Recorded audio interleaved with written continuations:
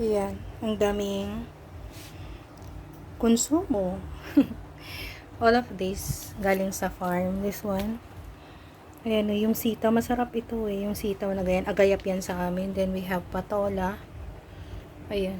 Namunga na rin yung patola dito na tinanim ko dito sa sa paso. Yung gumapang sa ano. And then we have papaya. Ayan oh. Ang ganda. Ang gandang klaseng papaya yan eh. Tapos yan. Mga luya galing sa farm. O diba? Tsaka saging. So, this one, matuwa kayo dito. Ito, kalamansi. Tanim ko yan sa paso.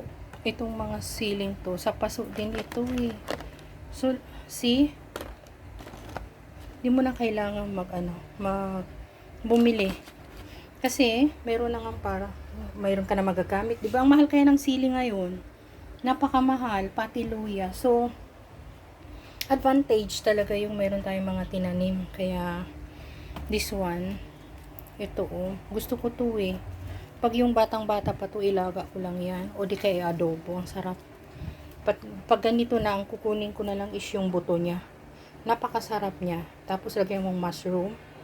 Napakasarapan. Oyster sauce. That's it. That's enough na. So, advantage talaga na may mga tanim tayo. Diba? At saka organic siya.